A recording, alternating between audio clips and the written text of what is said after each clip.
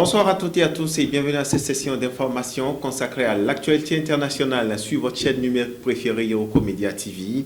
Une session d'information que nous ouvrons par le chapitre international, notamment l'actualité au Niger avec justement les autorités qui font le point du projet stratégique d'uranium à Dassa.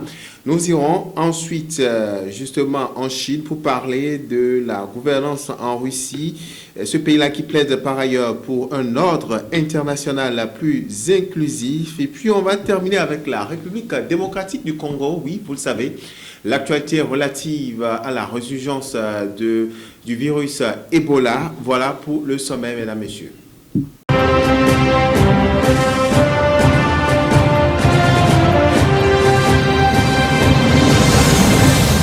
Nous ouvrons cette édition telle qu'annoncée en titre par le Niger. Là-bas, qu'est-ce qui fait l'actualité en ces dernières 24 heures? Eh bien, le président nigérien Abdourahmane Tiani a reçu à Niamey le président directeur général de Global Atomic Corporation, Stéphane G. Roman, dans le cadre d'une séance de travail consacrée à l'évolution du projet d'uranium à Dassa.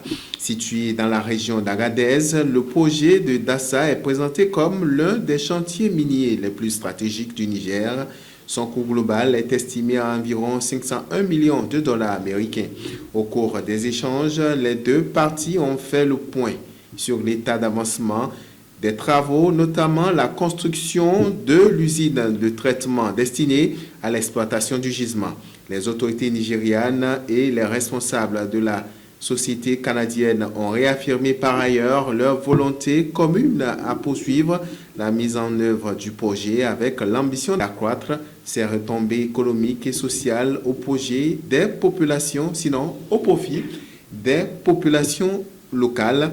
Toutefois, le démarrage de l'exploitation sur le site connaît un léger retard. Initialement attendu plus tôt, le lancement des activités est désormais annoncé pour la fin de l'année 2027. Selon les informations évoquées lors de la rencontre, ce décalage serait lié à la difficulté de financement ainsi qu'à certaines contraintes logistiques. Malgré ces retards, le gouvernement nigérien et Global Atomic Corporation entendent maintenir leur coopération afin d'aboutir à une exploitation effective du gisement de Dassa, considéré comme un levier important pour l'économie du Niger. On met le cap à présent, mesdames, messieurs, sur la République démocratique du Congo avec cette actualité qui tient le haut du pavé, notamment avec le virus Ebola. Oui, là-bas, de quoi s'agit-il concrètement? La République démocratique du Congo qui fait face à cette nouvelle flambée de la maladie à virus Ebola, poussant l'Organisation mondiale de la santé à déclencher une alerte sanitaire internationale.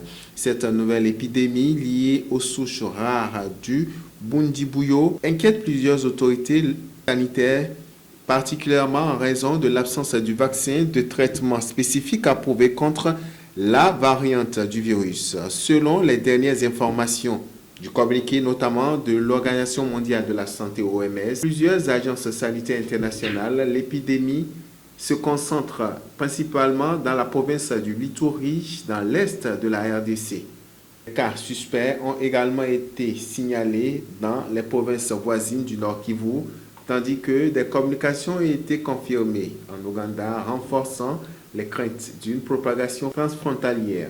Face à cette menace, l'Organisation mondiale de la santé et plusieurs partenaires internationaux ont renforcé les opérations de riposte à travers le déploiement d'équipes médicales, l'acheminement et le matériel d'urgence et la surveillance des contacts. Toutefois, les spécialistes alertent sur le manque de ressources financières et logistiques nécessaires pour contenir rapidement la maladie. Cette nouvelle crise sanitaire rappelle la vulnérabilité persistante de la République démocratique du Congo face aux épidémies d'Ebola. Depuis la découverte du virus en 1976, le pays a connu plusieurs flambées épidémiques, notamment dans les régions de l'Ouest, où les conditions sécuritaires compliquent régulièrement les interventions sanitaires. Et puis, on va finir avec l'actualité en Chine.